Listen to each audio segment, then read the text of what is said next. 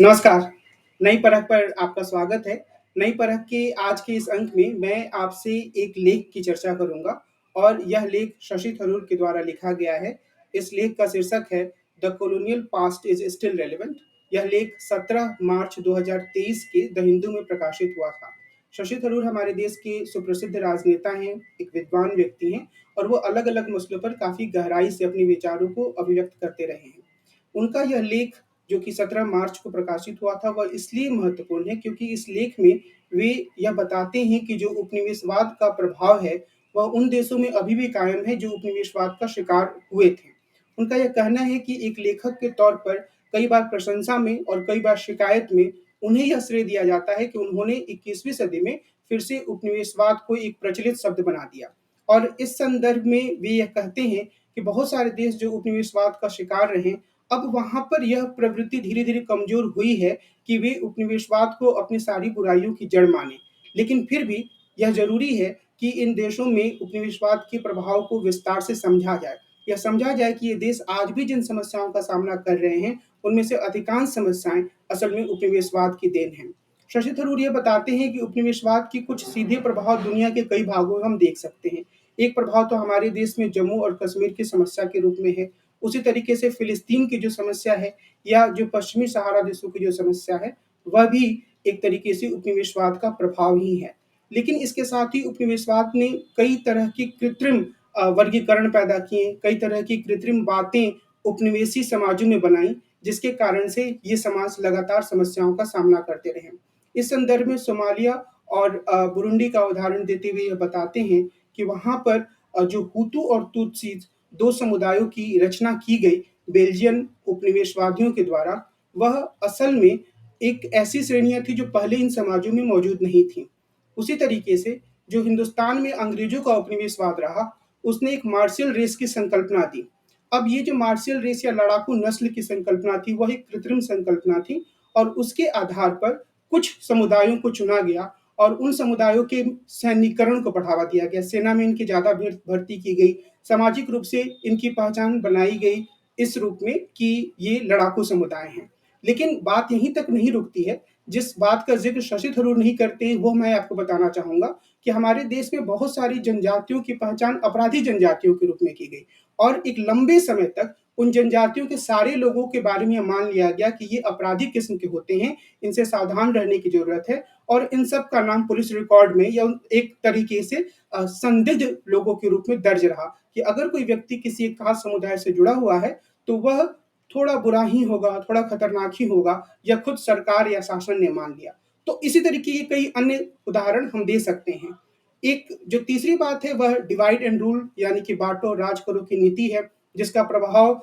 जो उपनिवेशित समाज रहे उन पर आज तक दिखता है। हिंदू और मुस्लिम के बीच में जो बँटवारे की बात औपनिवेशिक दौर में शुरू हुई, वह आज भी हमारे समाज को एक तरीके से खोखला कर रही है और उसने बाद की हमारी राजनीति को भी तय किया। इसके अलावा जो एक महत्वपूर्ण बात औपनिवेशिक शासन के दौरान सामने आई, वह यह कि अंग्रेज़ों ने एक समूह की तुलना में दूसरे समूह को बढ़ावा देने की शुरुआत की। ये एक तरीके से डिवाइड एंड रूल पॉलिसी का दूसरा एक रूप था और इसमें जैसे मिसाल के तौर पर श्रीलंका में जो औपनिवेशिक शासन था, उसमें तमिल लोगों को ज़्यादा बढ़ावा दिया गया, जिसने कि सिंहली लोगों में एक तरीके से आक्रोश को जन्म दिया। इसी तरीके से तुत्सी और हुतू जो 2 कैटेगरीज़ थी, उसमें तुत्सिस लोगों को ज़्यादा बढ़ावा दिया बेल्जियम की उपनिवेशवाद ने। शशि थरूर ये कहते हैं कि उन समाजों में उपनिवेशवाद का ज़्यादा घातक प्रभाव रहा, जो 2 तरीके के उपनिवेशों से ग्रस्त रहे। यानी कि जो देश एक उपनिवेश रहा, उसका एक भाग एक देश का उपनिवेश रहा और दूसरा भाग किसी और देश का।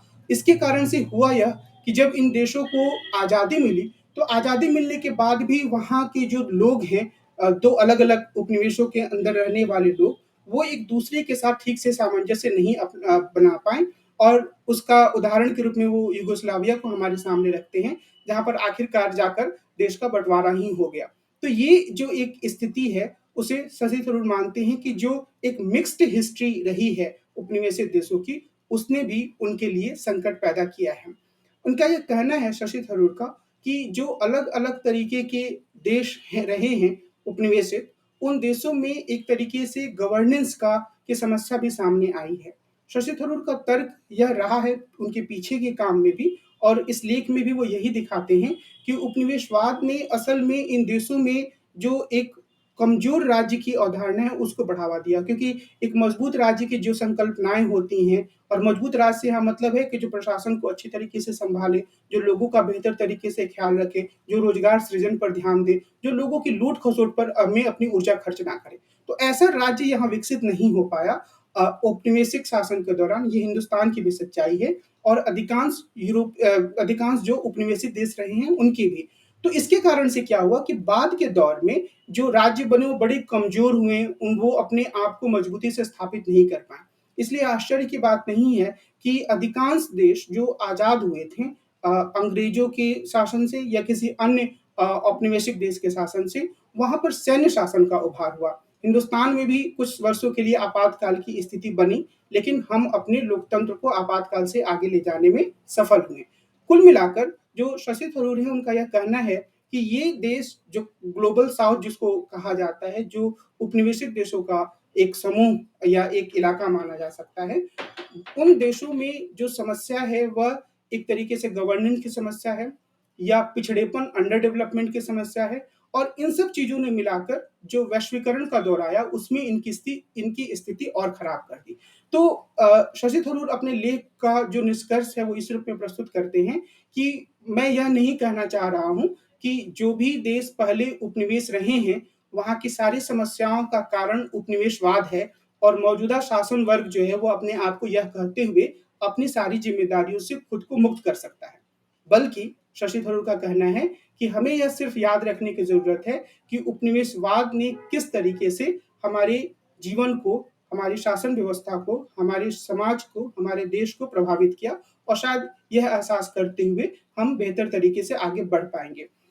अपनी बातचीत को खत्म करने से पहले मैं यहाँ पर शशि थरूर के तर्कों से काफी हद तक सहमत होते हुए इस बात की ओर आपका ध्यान दिलाना चाहूंगा कि असल में जो एक सामान्य विमर्श है, या जिसको हम लोकप्रिय विमर्श कह सकते हैं, आम लोगों के बीच में चलने वाला विमर्श, या फिर जो गैर राजनीति विज्ञानी दुनिया का विमर्श है, उसमें शशि थरूर खुद को ये श्रेय दे सकते हैं कि उन्होंने उपनिवेशवाद को फिर से लोकप्रिय बनाया। लेकिन अगर आप राजनीति शास्त्र या समाज विज्ञान की दुनिया में आएंगे तो आप ये पाएंगे कि असल में यह विमर्श एक गहरे स्तर पर आगे बढ़ रहा है, और इस विमर्श में जो डीकोलोनाइजेशन ऑफ थियरी की बात है, या फिर यह बात है कि किस तरीके से हम अपनी सारी अवधारणाओं को जो कि हमें पश्चिम से मिली हैं उसे हम एक बार फिर से टटोलें, उनका परीक्षण करें, और यह देखें कि क्या यह हमारे ऊपर, हमारे दिमाग के कोलोनाइजेशन के रूप में है। मिसाल के तौर पर कई विद्वान यह बताने की कोशिश कर रहे हैं पिछले कई वर्षों से कि जिन चीजों को हम स्वाभाविक रूप से अपने पढ़ाई लिखाई के दौरान स्वीकार करते हैं, मिसाल के तौर पर उदारवाद की बात हो गई, लिबरलिज्म की बात हो गई, यहाँ तक कि मार्क्सिज्म की बात हो गई, और बहुत सारी अन्य अवधारणाओं को जिन्हें कि हम सार्वभौमिक मानते हैं, असल में वो सार्वभौमिक नहीं है, बल्कि वो एक खास तरीके से पश्चिम द्वारा उपनिवेशित समाजों पर आरोपित की गई हैं, और हमें इनका परीक्षण करने की आवश्यकता है। दूसरे स्तर पर यह भी कहा जाता है कि, और यह बात भी काफी हद तक लोकप्रिय विमर्श में मौजूद है, कि हिंदुस्तान या भारतवर्ष के संदर्भ में यहाँ के सारे ज्ञान को कूड़ा करार देने का एक मिशन भी मैकाले के बाद का जो ब्रिटिश शासन है उसने चलाया, और उसने बार बार इस चीज को साबित करने की कोशिश की कि हिंदुस्तान के लोग जो हैं वो एक बेहतर क्लर्क बन सकते हैं, लेकिन वो अपने तरीके से कोई नई बात सोचे, यह क्षमता शायद हिंदुस्तान के लोगों में नहीं है। तो ये जो एक सोच है जिसको बढ़ावा दिया गया उपनिवेशवाद के द्वारा, जिसकी परिणति हुई कि हमारे देश में बहुत सारे लोग खुद ब खुद ये मान लेते हैं कि पश्चिम जो है वो हमसे श्रेष्ठ है, वह एक ऐसी प्रवृत्ति है जिसे चुनौती दी जा रही है, जिसकी शिनाख्त करने की कोशिश की जा रही है। मैं यह नहीं कहना चाह रहा हूं कि पश्चिम से आने वाली चीजें श्रेष्ठ नहीं हो सकती हैं, या हमें पश्चिम से आने वाली सारी चीजों का निषेध कर देना चाहिए। मेरा इशारा सिर्फ इस ओर है कि जो ज्ञान का क्षेत्र है वहां पर उपनिवेशवाद के प्रभाव और वी औपनिवेशीकरण यानी कि डीकोलोनाइजेशन की जो बात है वह काफी गहराई से चल रही है, और शशि थरूर का जो शुरुआती कथन है वो थोड़ा बहुत आत्म प्रशंसा या आत्म सलाघा का की ओर इशारा करता है। लेकिन फिर भी यह लेख काफ़ी महत्वपूर्ण है और मुझे लगता है कि हम में से बहुत सारे लोग जो विद्यार्थी के रूप में अपने करियर को बनाने की कोशिश कर रहे हैं, आप में से बहुत सारे लोग या फिर वो राजनीति विज्ञान के बजाय किसी अन्य धारा से जुड़े हुए हैं, वो इस तरह के तर्कों से अनभिज्ञ हैं और उन्हें इन बातों पर और ज़्यादा गहराई से विचार करने की ज़रूरत है। नई परख के इस चर्चा को मैं यहीं रोकता हूँ। अगले अंक में हम मिलेंगे और एक अन्य विषय पर विस्तार से चर्चा करेंगे। नमस्कार।